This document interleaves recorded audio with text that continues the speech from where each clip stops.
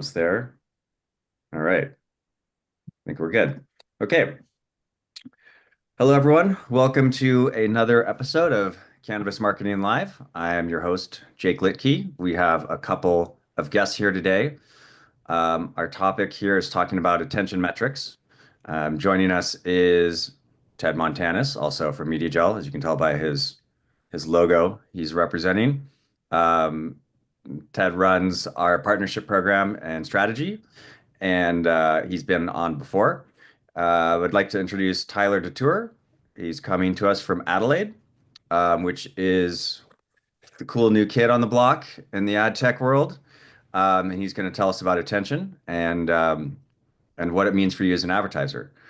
So first off, Tyler, maybe you could just do a quick little intro about yourself, how you found yourself here today, Yeah, willing or unwilling. sure. Happy to do that. So my name's Tyler DeTour, VP of Sales at Adelaide, working with both the buy and the sell side to help spread um, attention metrics across the ecosystem. Prior to Adelaide, I was at Nielsen for about 9 years. Before that, at a DSP, and then before that, at the agency. Um, but we've been working a little bit more closely with MediaGel, and we know that this is a really important topic, and we want to talk about it with you today. Cool. Ted, just for those that are not familiar with you, if you just do a quick intro of yourself. Yeah, so I've been here working with Jake now, specifically at Media Gel for a little bit over a year, but we had been working together for 5, 6 years. I come from the supply side of ad tech, through to say at a large SSP, and I've worked in television, data, and then joining here, building out our partnerships, whether it be with direct agencies, advertisers, brands, and those other services that can help the customers that we work with, like Adelaide. And I think, for me, this is a very interesting topic.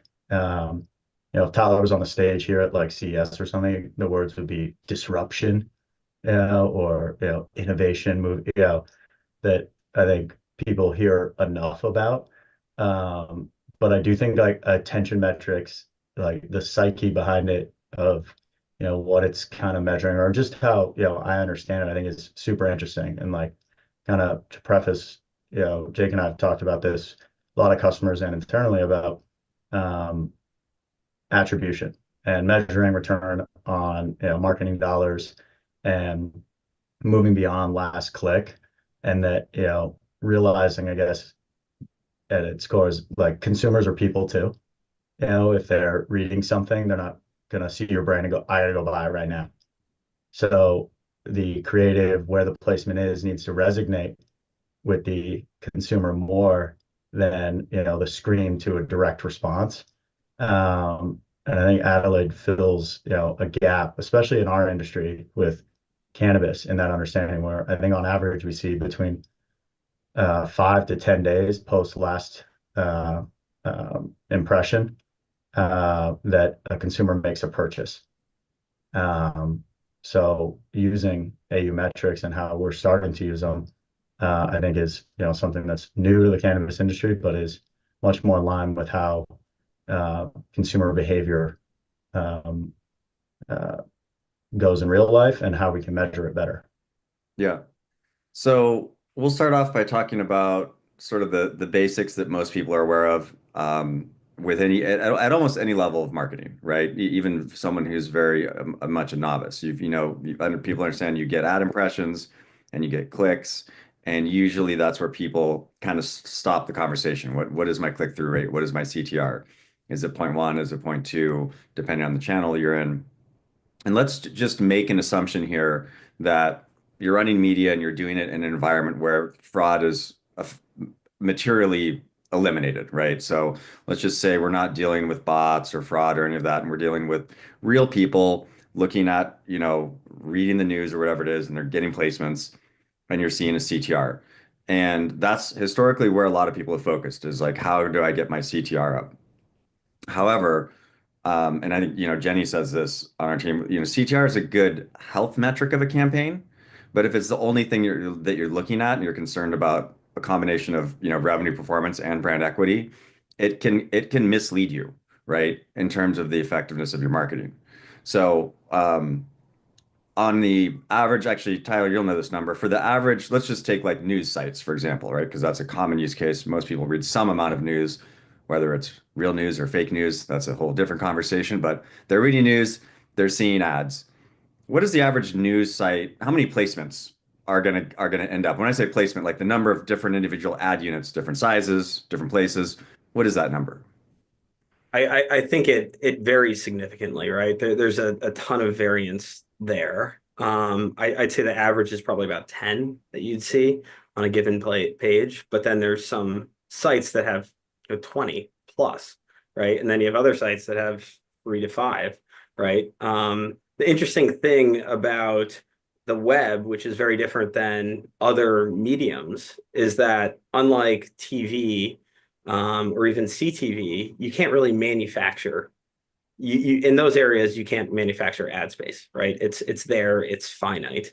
But on the web, ad space can be built and added to and adjusted with just a simple addition of some code onto the website. So it's really limitless in terms of the number of ads that can be there. And what that means is that the amount of inventory can fluctuate pretty significantly. And you see a lot of publishers kind of dial it up and continue to dial it up because they're chasing more yield on their side. Yeah, and then there's the next, I would say the next, you know, evolution of getting beyond CTR is people have been for a while talking about viewability, right? And if you're going in and flighting a campaign and DSP or any ad buying platform, many of them now have a little dial, right? Where you can say, I want my ad impressions to be 70% viewable, or higher, or whatever that number is. Maybe you could talk about how does that even work? I said 70%, but what is actually happening? Yeah, that's a really good question. So everyone says 70%. If you ask them Yeah. 70%, that's what they say.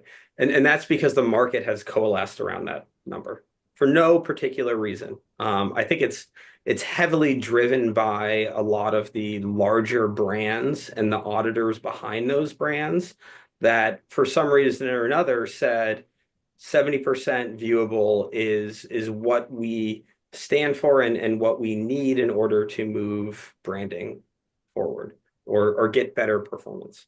One of my favorite questions to ask marketers is, what's your viewability standard and why?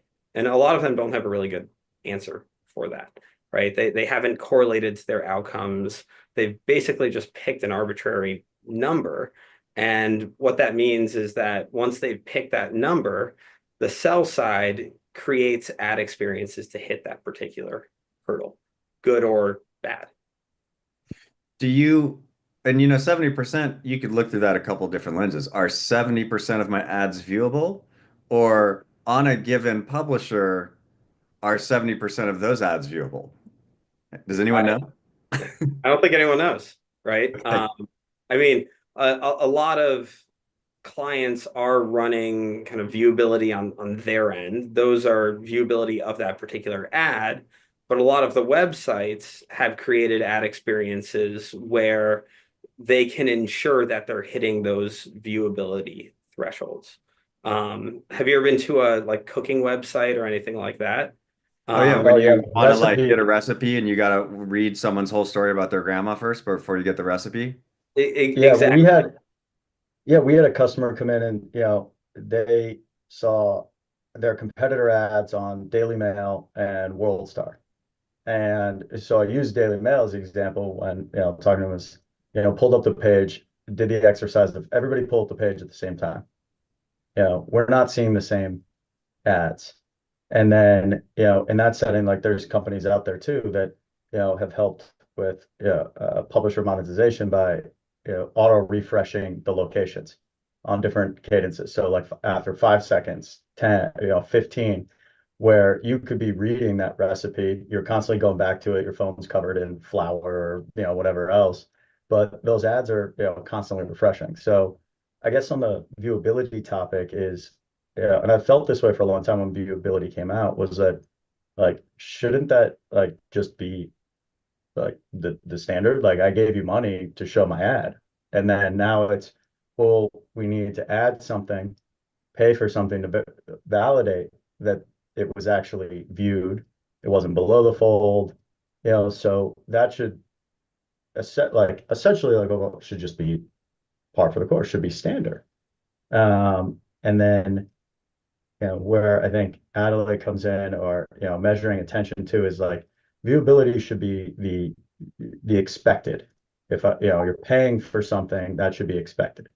But not every placement that is viewable is valued the same. They they're looked at differently. So isn't that something too that you're also measuring, as the the attention value of those placements too? Because it might not be the one on this side or that side or up here. Um, those might not resonate, with the consumer. So each of those placements, while highly viewable, still doesn't have the same value to them. Yeah. I mean, that's 100% right. Like, viewability is a very arbitrary metric. It's kind of it's a 0 or 1. We have a running joke at Adelaide that Waldo. Have you guys ever played? Remember, Waldo Yeah. and Finding Waldo? He's 100% viewable, right? What that means is that you need to move beyond that metric and really understand the environment in which that ad is being shown, right? Is there a lot of clutter, right? What's the ratio of ad to content?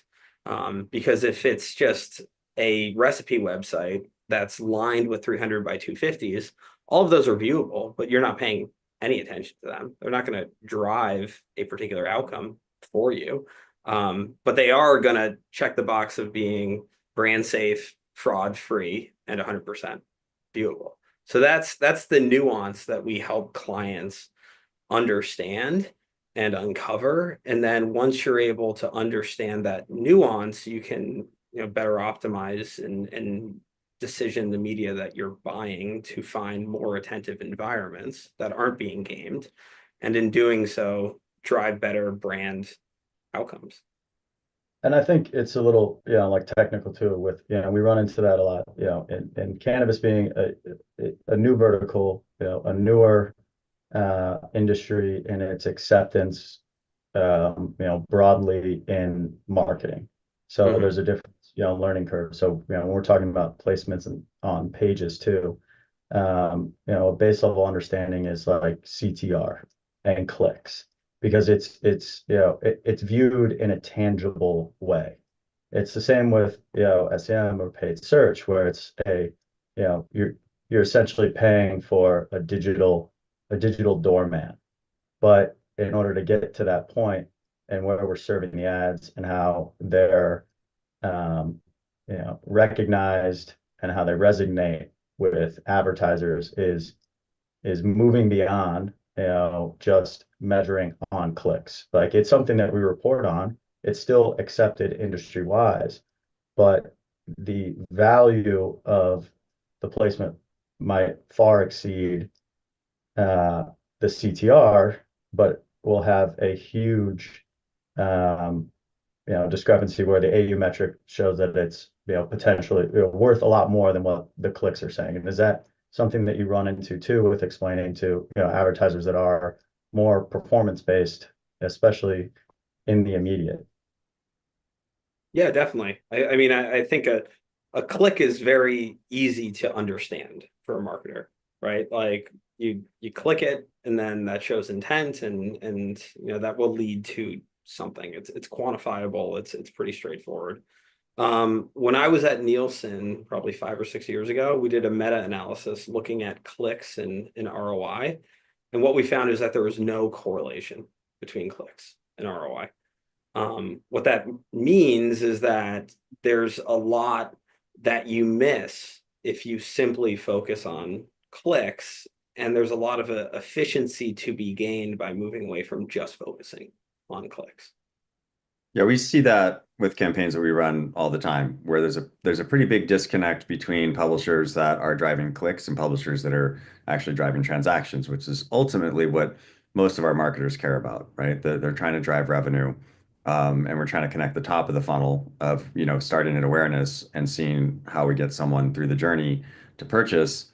And it does require education a lot of time because people will be like, oh, well, we saw the CTR has gone down in this campaign. Yes, but your revenue has gone up, right? Right. And that's because we're doing our work on the optimization side, figuring out what paths consumers are taking to purchase. Um, Ted, you mentioned AU metric, which is that something that you've invented at Adelaide? Is that your own? Did you trademark that or We patent? did. Yeah, no, it's got a TM behind Okay. it. So AU is our proprietary metric that we built. And what AU represents is the probability of attention weighted by the likelihood of an outcome.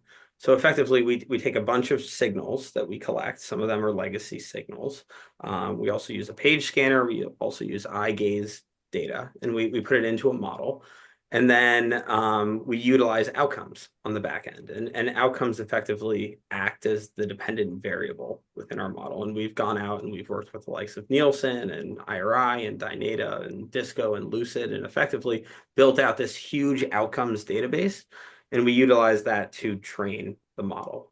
The whole idea behind AU is to move the industry forward in its understanding of media quality and how to appropriately evaluate media quality. That makes sense. Do you think it's an opportunity too for, a lot of publishers, that are overlooked? We run into this a lot where, in our dashboard, the publishers that, populate, we're very transparent about it. We show, the app or the website, and then, where we bought it, meaning, who owns that ad placement.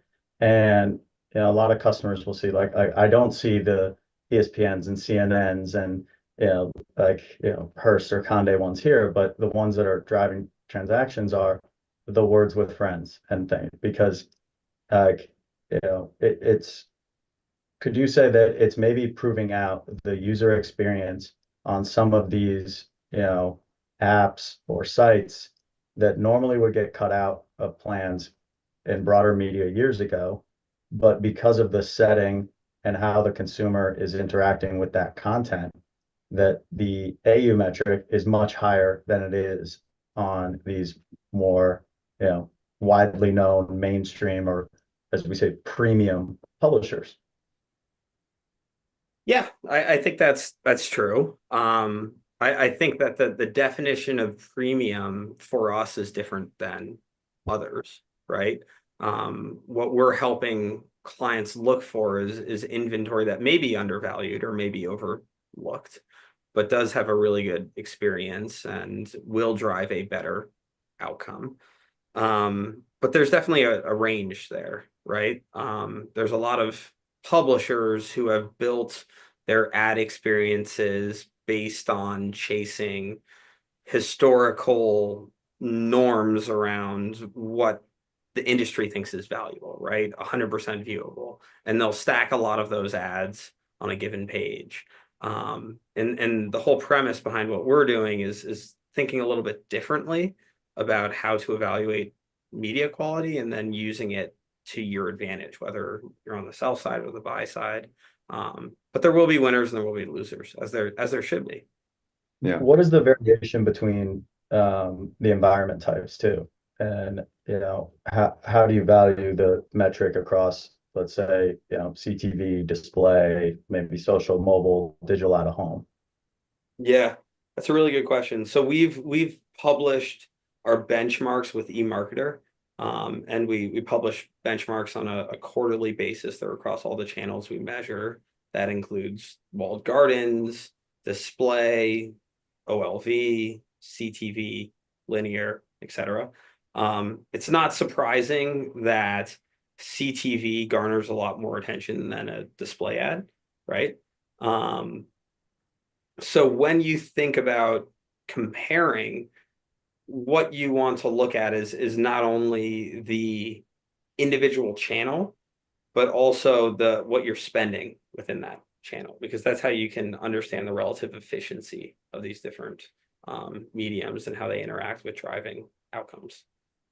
Yeah, I mean, TV is, has been king, and now CTV is, TV 2.0 is still king, but has there been anything that's like jumped out or is like surprising with some of these different environments? Yeah, I think what's interesting is that a lot of the walled gardens are not really that intensive environments, and they aren't very good at driving outcomes or and what I think that is driven a lot by is the fact that the environments are homogeneous and people are really trained just to look for the content that they want to consume. A lot of those apps have been built to keep people in the app and using the app and seeking out content. And what that's done effectively is help them kind of subliminally as a user kind of mute the relative attentiveness to ads. Yeah, there are very different environments, and there's different things going on in people's brains when they're scrolling through a feed versus 100%. consuming content in either an entertainment or research context. Yeah. We see, I was just looking at a performance report that our team was doing on a publisher we have, or an advertiser that we have, and they're a D2C brand, right? So they're very focused on, we work with retailers and we work with e-commerce people, but, e-commerce businesses are a little bit different because they don't have the retail recall effect, right? Where you're like, oh, we're going to serve ads in this market. There's going to be people that go in or near the store, and you can measure that. With e-commerce only companies, it's all about the online experience. And I don't really have empirical evidence about this. You might. This is kind of touching on what Ted said. We have seen that smaller. We'll just take news sites because of this. They actually work pretty well for this advertiser. You've got large. You have your CNN, you have Fox News, and you've got like local journals and local TV stations. And we see quite a bit of revenue coming from like Fox News, for example, drives a bunch of revenue. But then we have all these smaller regional news sites that are driving less revenue, but actually on the number of impressions they're driving more revenue, right? On a transaction rate to impression level. Yeah. And I have a theory about that, which is that most of those sites they're less sophisticated in their supply side optimization, Mhm. right? And so there's, in some cases, fewer ads on the site itself, and there's less manipulation, whether you would call it bad or good, just manipulation of the reader experience and how many ads you can shove into a single session.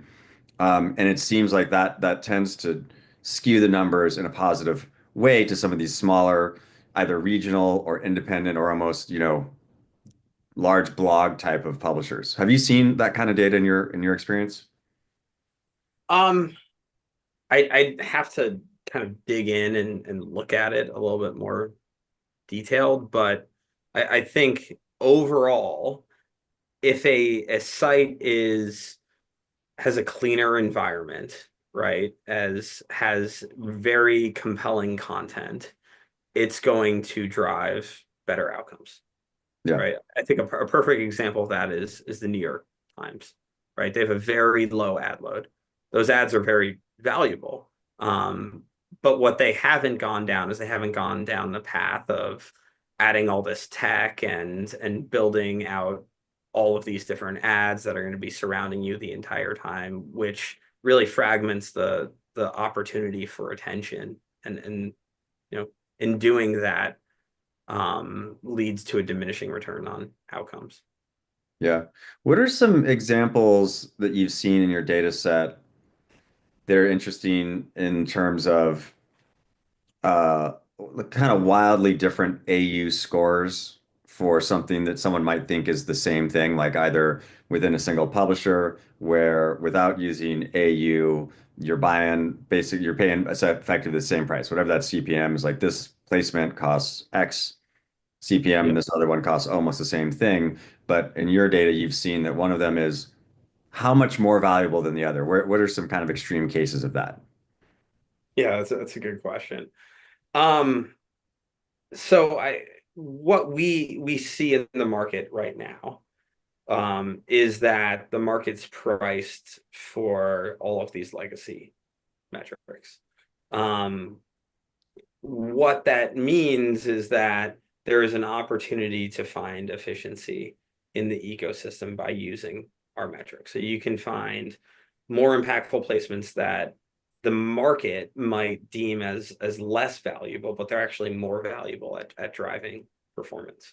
I don't have a specific example that I can point to with complete confidence, but a lot of the work that we do with advertisers is help them understand all the domains they're running and all the ad slots. And some of the more well-known websites you'd be surprised to see have fairly low AU scores. And Ted, I think this goes back to your point around the definition of a premium and kind of rethinking what premium means. Yeah, So and I wasn't asking you to like call out a specific publisher. I was more thinking of, let's say, publisher X that gets lots of traffic has, 10 main placements that are high viewability. Let's say they're above the fold. Yeah. And have you seen an example where one of them is, and let's say they're, for this case, all priced the same, Hmm. right? They're all clearing at the same price. People are buying them. And when we talk about the pricing of advertising, that is, there's an auction that's happening and the market is largely dictating how much you're going to have to pay to get that placement. And that is dictated by how many other people are bidding on that. So if you've got we'll call legacy premium concept publisher, people want to have their ads on that because they read that news site or their boss reads a news site and everyone knows what it is. Let's take, large news site and say there's 10 placements. Have you been able to see that of the 10 placements, the that were kind of clearing at the same price, when you score it, is the highest AU metric, like is it ever like double what the lowest AU metric is on a single publisher? It can be, yeah. Yeah. What's interesting is that the right now in the market, there is not placement level specificity in terms of bidding, right? There's initiatives going on like GPID and others that are trying to get down to that level of specificity. But when you're buying in the market today, you're going to say 300 by 250 on this particular domain, right? There might be 10 there. Yeah. 5 of them are valuable, 5 of them are not. And the difference between the two is pretty drastic. And when we do our measurement for clients, that's something that we really work to help them understand. where have you seen, like uh, let's say advertisers, Yeah. or like the brands themselves, like uh, where have you seen, them do well with taking this reporting, taking this information back? Yeah. Because, one, it does change, where they're buying and how they're valuing, the content that they are purchasing. But, we've talked about this too with customers, but there's more to it, and the simplest is that, you know, you serve somebody an ad, they see it, and they're like, I just don't like this brand, Yeah. and it can score high on everything else. So, is there advertisers that are maybe taking this information back and it's changing other things that they're doing? It's changing how they're doing creative. It's changing where they're landing their messaging in the video. Yeah. Because you don't see a lot now where brands, I think Nike did a very good job of it recently with their commercial where it had people moving slowly or, crawling down steps. And it was Oh to yeah. Yeah. promote the New York Marathon, but the brand recognition came in the last, like, less than 5 seconds of the 30-second spot. Yeah. So now where consumers are more in it. So how does it dictate, these metrics dictate other things that a marketing team should do with copy, creative? Yeah, that's a really good question. So one thing to think about with AU is that we want it to be um, agnostic of creative and audience. Like we are rating the box, not what's in the box. The issue that marketers face is that today they'll run a campaign and you've got 3 legs of the stool, right? It's audience, creative, and media. At the end of the campaign, you look at the outcomes and say your brand is flat. You're not doing anything. I like to think of it as the Spider-Man meme where they're all kind of pointing at each other. Yeah. It's like, Was this the audience? Was this the creative? Was this the media? So what we have a lot of our more advanced clients doing is they're using us to help normalize the media quality. And then from there, they can understand and tease out creative efficacy at driving outcomes or audience efficacy at driving outcomes. What's really important to note is that outcomes are largely driven by audience and creative, but those are two very difficult um, things to change, and they're kind of fairly ambiguous in terms of how they're going to resonate with a particular audience. So if you can hold media constant and then from there be able to iterate on creative and audience, you're going to move down the path of understanding how each of those different pillars of the stool interact with each other. That I makes guess in the market, sense. like who's getting the short end here, with Adelaide? Is it calling out, maybe the agencies or the creative or the teams that are buying it? Or is it, how everything in ad tech is constantly then put back on the publishers, where we see CPMs dropping, publishers try to get more and more, monetization, like they're covered on every SSP and this, and like, when they just keep, cutting a piece of themselves off to catch up to this? Or do you see maybe Adelaide as being you know, a reluctant like friend that they should adopt more, Yeah. and that outcomes long term will be better for them? Yeah, I mean, that's a pretty loaded question, Ted, but I'll I mean, there's going to be winners and losers here, right? I think we can all agree that as a consumer, there are some websites that you go to that are just loaded with ad tech and ads that are they're going to get like your computer whizzing and everything's going to go very slow, right? Those people have gone too far in terms of the monetization of their site and sticking all these different ads in all these different places, right? I would say that those are to a certain degree the losers in this scenario.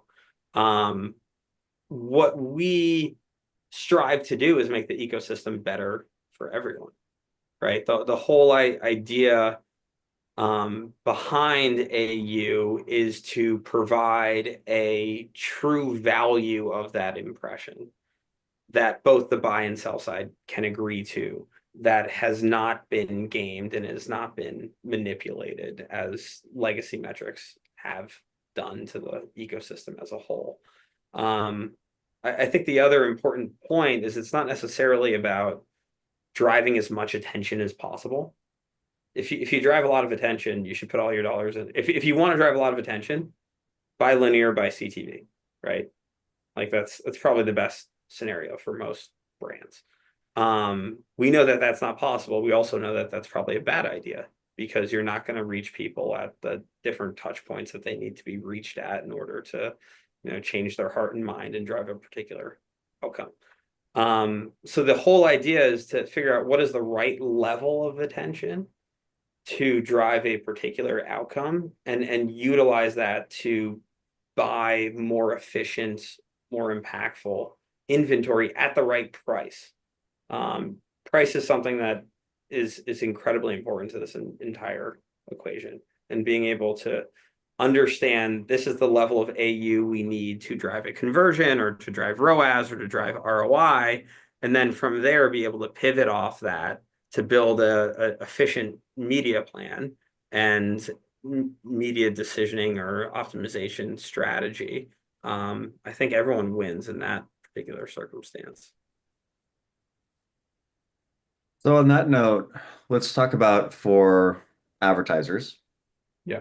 that you've worked with, and is it largely a function of finding efficiencies in terms of buying this placement on this publisher versus that one? Because obviously bringing the cost of media down, either spending less or getting more for the same dollars, that's where you start with from your ROAS calculation, right? Like how much money did you spend? Is that the primary thing that changes outcomes, or are there other factors that come into play as well? So I'd say right now a lot of the buy side is using our data to find efficiency in the ecosystem. What we are seeing though with some of our more advanced advertisers is they're starting to use our data, and once they've correlated it to their specific outcomes that they care about, use it to effectively set a particular floor and create some stability or predictability in their buys. So this is kind of more on the bleeding edge of what we're doing, but we do have advertisers that are going to publishers and saying we will only pay for an AU of 20 or higher. And they're effectively using it as a currency, and in that case, it starts to de-risk the media portion of their buy for them.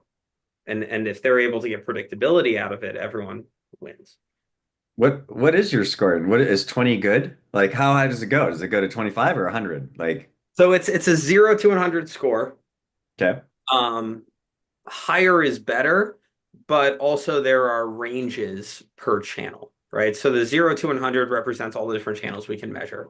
But if we look at display, there's 0 to about 35.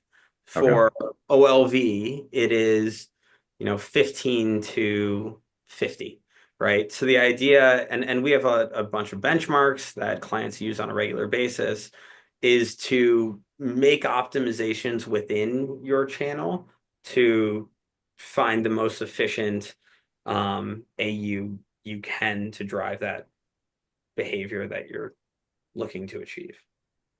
Does time come into play at all? I know for us when we're optimizing campaigns, and this is going to dovetail right into a question about, multi-touch attribution because we do a fair amount of that. We look at touch points for consumers in terms of publishers, and when I say publishers, that includes, apps and websites. So, using some standard behavior patterns, you've got people that use games on their phone when they're commuting or when they're at home, and then they're reading news at different parts of the day and they're doing, different things. And the context, the mental context of the person looking at the ad itself is very different at different times of the day. The example I always give is like myself, if I'm at the airport on a business trip, like reading the news while I'm waiting for a plane, that's a very different mental context if at the park with my daughter, right? Like I'm thinking about different things, I care about different things. Mhm. But that there's a little bit of a overlap in terms of time that you can do some amount of prediction with consumer behavior. So does the AU metric fluctuate on a time basis at all, or by category? So it doesn't in the digital environments. In environments like CTV and linear, time does play a pretty critical role. Also genre, category, day part, things like that. What we've seen a lot of folks do is that they have contextual targeting that they're deploying, or they have a time-based strategy. And that paired with high AU inventory will typically lead to incremental performance versus just kind of 100% viewable run a network type inventory. So Okay. it's more so additive to a contextual strategy or a time-based strategy in digital environments. And then what about from a reach perspective, right? Mhm. So let's say, we always, when the goal with our campaigns is we always want to try to be as precise as possible. But if you start stacking audiences and geos and things together, you eventually shrink your aperture down so small that you can't necessarily get fill. For the Adelaide ecosystem, if I start putting it, and we do this, right? We use Adelaide Yeah. auction, packages. Um, how much does that shrink my world down there's the whole universe of however many trillion impressions are available. What's Right. your coverage look like today? So from a measurement standpoint, we can measure roughly 90% of Oh, media that we see. So it's a pretty large pretty good robust coverage that we have.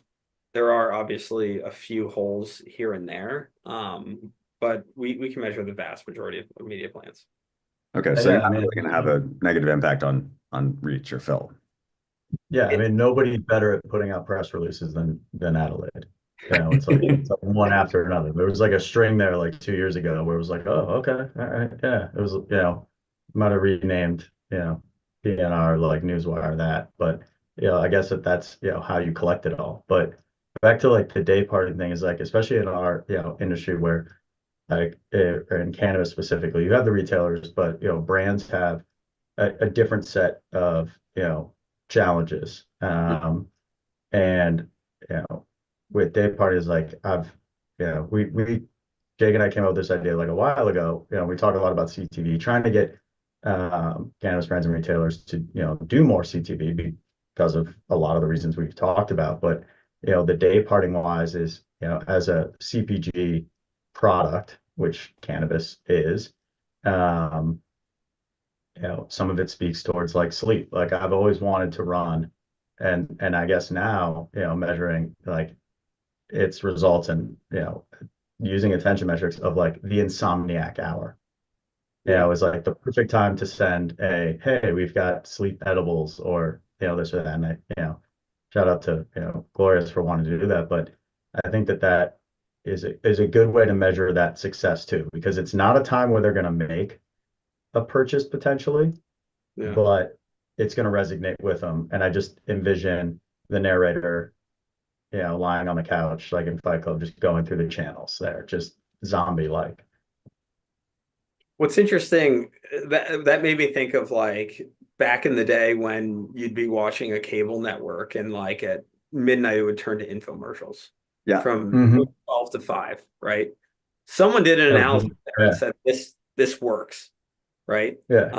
Um, it's That efficient. was this guy. That's where I started my career at Dish Network, and then moving to DirecTV, which well, people didn't know about DirecTV at the time.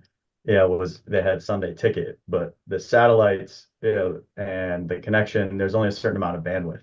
So it was like during football season, Fridays, we're physically, unplugging that in, plugging it back into, direct response, and back and forth. So we, you know, preempt You the those one that ones. was physically plugging and No, no, I mean, I'm not that old. But yeah, there is some cases, yeah, where you're running tapes down and plugging it in and stuff. Like, the Mad Men were driving around with like, old Cadillacs filled with like reels of the film. But yeah, it was a little bit more sophisticated, when we were up and coming, but it's still the same, concept, which I guess, I've heard a story about, Adelaide where you can tell me if it's true or not, is that the science, speaking of Sunday Ticket, one of the founders of that was, our man John Taffer from like Bar Rescue, but he's done a lot with like menu optimizations too. So if you're looking at a site and where the placements are and how they resonate, it comes from like restaurant menus.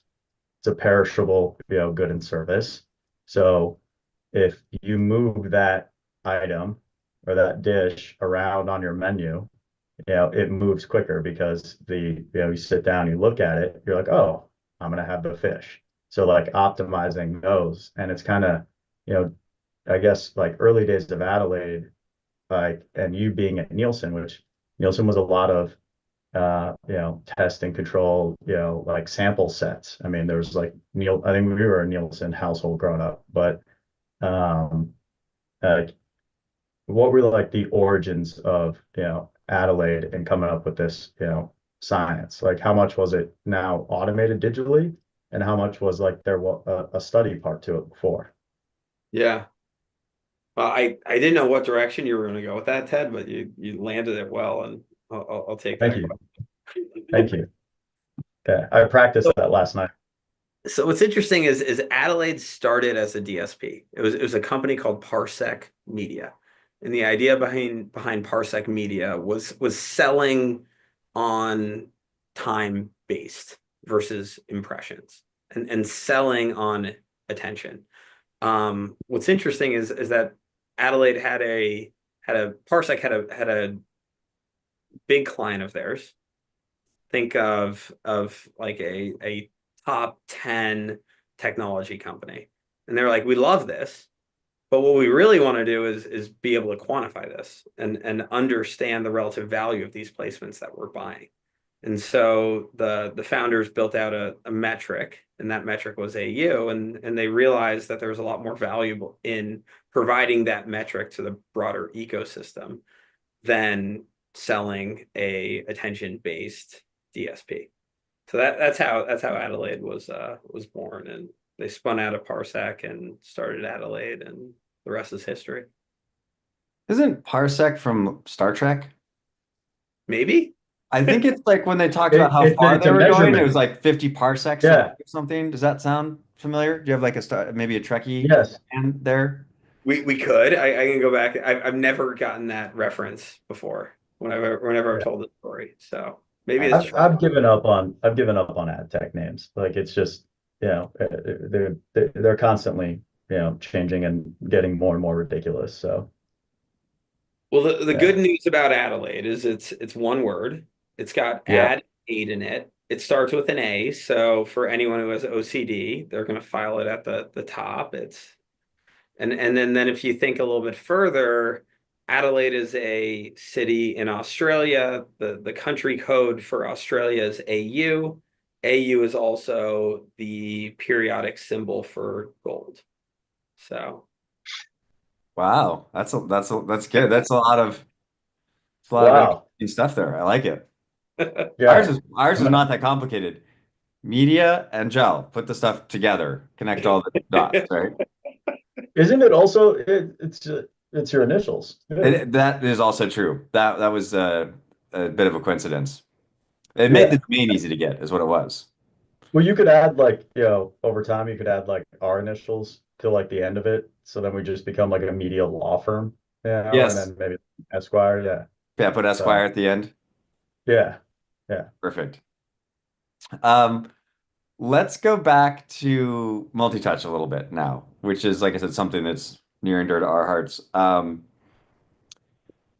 you done any analysis of the intersection between the AU score of different publishers and how if there's a Venn diagram of, because like take someone like Distillery, for example, who looks at, consumer behavior across different websites. You can say, put a tag here and it'll tell you, well, the people that go to your site also over-index for these other sites, right? Could be all recipes, could be some other thing. Do you have any data around how, if there's clusters of behavior with attention? Yeah, that's a good question. So, what a lot of the work that we do with clients is help them understand the level of media quality or attention that a particular consumer received on their path to either a purchase or not, right? That's how we help to establish, okay, this is the relative AU scores that you need to drive ROAS or to drive ROI or to drive a particular conversion. And what we see is that varies from client to client and also typically varies from brand to brand, right? Some brands might need a much higher level of AU to drive a particular outcome than another. And I think that pairs nicely with a multi-touch attribution strategy because I'm sure the data on your side differs significantly from client to client, and it might take Absolutely. 3 or 4 hops to get one, and for another brand it takes 2 hops. So we would be, fairly complementary and kind of add another dimension of understanding to that particular process. Okay, that makes sense. Um, let's take a minute or several. We've got a few minutes left, maybe 10. Um, how can we beat up on last click? Which is, we just, we run into this a lot, especially with less sophisticated marketers, right? Because again, usually people, they don't necessarily understand all the inner workings, and what they can understand is impression and a click. And then there is a strong human bias towards assuming that the last thing that someone did is the primary reason that they made that purchase. When I think we know that, actually, we know from our data that a huge portion of sales that come in through organic traffic are directly related to the fact that they got 20 impressions for that brand, and the actual purchase, they've already made their mind up, right? That's how they found that person in the first place. Um, how do you talk about last click as sort of a kind of like CTR is maybe an outdated maybe it's not as much of a KPI, maybe it's not a key performance indicator. It's definitely a performance indicator, but does it should it be held in such high esteem as it is for many people? Yeah, I mean, the shorter answer is that you're missing 90% of the story if you're just looking at last click, right? Maybe 95% of the story. Um, and what will happen is that if you continue to chase last click, is you're going to run out of your customer pool very, very quickly. Yeah. Your funnel's going to completely break down. You're going to deplete whoever was already primed and you've already pushed down into that position. And it's not a sustainable model for growing a brand, in my opinion. Yeah. That's a more it's an eloquent way of putting it. I tend to describe it as like, yeah, is if you have to put things in the funnel to Yeah. chase the bottom of the funnel, right? If you're just chasing the bottom of the funnel, like you said, you're going to run out of customers pretty quickly. Yeah. I I mean, think I think it's something too is that we run into where, customers come on and it's, immediately I'm giving you, X amount of dollars. I need to return Y in sales. And what we try to not like push back on, but I guess, set the tone of that, if you're a retailer, like there's a broad spectrum of consumers that they fit into different, audience profiles. They're types of people that, not all of them and will buy immediately or at this time. They all have, different reasons for, being consumers. So that,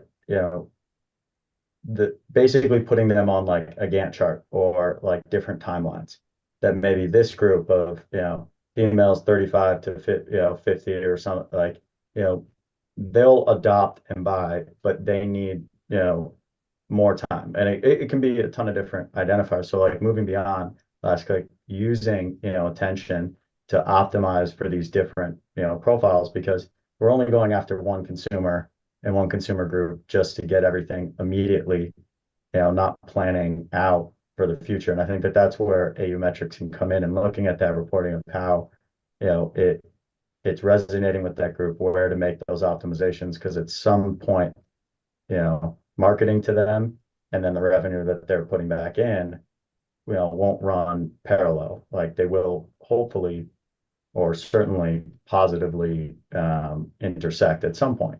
So it's also kind of, I guess, moving beyond last click is like a call to action of like patience too in this and understanding, how your brand is resonating. And I think that for us as the ones doing, the media buying, it's a good way to show out that, patience. Yeah. Let's do this. I think we've got just a few minutes left. Ted, someone mentioned something about you have an academy of some sort, Tyler. Is that true? What is that? we I do. actually don't know anything about it. I just heard someone talk about it. So, So this is a shameless plug, but we've got a online course called Adelaide U. Anyone can take it. It's available on our website. What it goes through is it talks about the evolution of the market and the ecosystem and how the market's moving towards attention metrics, and also focuses on how you can utilize it and makes it very actionable. So. If anyone wants how to, you can. do you get a little certificate? Oh, So, you yeah. sure do. Yeah, Can you, does it, can you can put on your LinkedIn and be like, hey, I'm an attention expert. exactly. Pay attention to me. How long is the course? I think it's fairly short. You can do it in about an hour. Okay. Maybe. We wanted to design it to be very manageable, right? Like a lot of people, some people, I know Ted spends his weekends just collecting certificates on LinkedIn. I see him all the time. Yeah, I But mean, well, yeah, we got Jake here who spent his weekend building like an attribution dashboard for direct mailers. So, Well, I you mean, know, it was fun. We hadn't done stuff with mailers before. For context, we one of our partners that we work with, they do direct mail. I didn't really, I mean, I should have assumed that direct mail is still very effective because I get a lot of it. Um, but we have a partner that does direct mail for dispensaries. It works quite well, and it has a similar ROAS profile as digital does yeah, for one of our more successful campaigns. But it that didn't there's no dashboard for it because it's mail. yeah, But because we have POS integrations and we can match with our identity graph the addresses, we were able to generate a dashboard that showed, here's how many mailers went out, here's your ROAS, here's your conversion rate, here's where the mailers went. It was a fun little project. yeah, like did that need to be done on like a Saturday, Sunday? Like, yeah, If you probably. can ask my wife, the answer is probably no. Yeah. Yeah. Yeah. As Tyler knows, yeah, yeah. I've got a toddler downstairs, so Yeah. he's got, the weekends locked up. But yeah, other than that, you can catch me, crushing LinkedIn certificates. So yeah, Um, Tyler, what else can you just add? I mean, ways to get a hold of you. How can people like and give us both sides? I mean, I think mostly our audience here is going to be demand side yeah. advertisers that are looking to figure out how to gain efficiencies in their buying. How does someone engage with your company? How do they pay you? Like, what's your business model? So people understand that. Yeah, that's a really good question. So if you want to reach me, I'm at Tyler at AdelaideMetrics.com. If you go to AdelaideMetrics.com, we've got a ton of resources and guides. We actually just published our 2025 outcomes guide. What it is it's kind of a recap of the past year and includes roughly 50 case studies across 10 to 15 different verticals and outcomes. So there's a ton of proof points in there that people can look at and see. We've got vertical specific guides. We'd love to partner on a cannabis specific Yeah, one. let's do one. That's pretty cool. Um, and otherwise, how we work with clients directly is typically through measurement. So we can work off a CPM or a flat fee. We're pretty open to different pricing models. And what we want to do is help you understand this is the media that you're buying. This is how it connects to the outcomes you care about. And then let's figure out how to find efficiencies and drive better performance and build out workflows that work to drive predictable outcomes. You can also work with our partners like MediaGel, and they can help you understand that. They can also kind of infuse our data into the way that you guys are buying and reporting and things like that. So there's a couple different entry points. Yeah, and we use some of your signal for our campaigns. There's depending on who we're working with, because we have some marketers that are more interested in the data than others. Yeah, Sometimes we'll bring it up that we're doing that. Sometimes we just use it in the yeah, background 'cause it helps with efficiencies. So, it's um, awesome. yeah, I think I heard that right. Is that, any brand or retailer out there, that comes to us first, like they're getting an Adelaide, study and published there. So, call now. yeah. Well, Yeah. no. Oh wait, one last thing because you mentioned this that I had heard this a long time ago for the direct response late night TV stuff, right? My understanding was that those were all performance based. Is that true? Like that they weren't buying the inventory, they were just like the cable networks getting the No, sales? well, yes and no. It was like, so a lot of it was for some of those spots, it was like the remnant inventory that didn't get sold because on linear TV, there's, there there's a finite amount of like actual avails. Like digital has created trillions, whereas linear didn't. So like if something wasn't sold, it would go immediately to whoever was going to buy it. It was a lot of phone calls and stuff, and they would pay on that depending on the relationship or the inventory they were buying. How many products were sold in that. So if they Okay. had a whole shopping channel, there was, two different models. There was one you'd pay per, subscriber if it wasn't, cable. So if it was satellite, you'd pay like a dollar or a cent based, depending on how many people. And then there were some cases where it was like a little bit below that, where it was each month you would get a share. So if it was what you would think was like an hour-long show or 30 minutes, they're actually 28, I think it was like 28:30, and then there was 90 seconds in between. Um, and those would be at them all tallied how many products. It was like proactive or Yeah.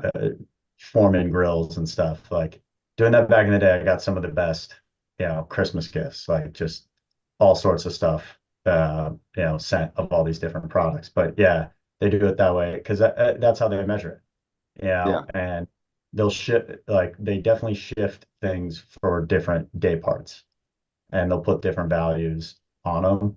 Um, if it's a good product, then yeah, you might want to rev share. If not, then Pay the spot rate. based. But yeah, All right.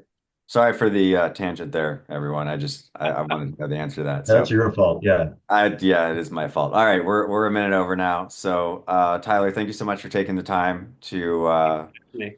tell us about what you're up to and how advertisers can use it. And Ted, any final parting shots at Tyler? Come on. ooh, No, no, no. All right. no, no, no, no. He's doing us a I favor. know a bunch came to mind, but he realizes we're being recorded, so Yeah, I've got a made few. made the cut. yeah. All right. So yeah, you Well, we'll remember I leave know it what at we that then. Thanks everyone for taking the time. This has been another episode of Cannabis Marketing Live. Your host, Jake Litke. If you do have questions about marketing for cannabis, reach out to Ted or myself, Ted at MediaGel.com, Jake at MediaGel.com. Happy to chat anytime. Have a great day.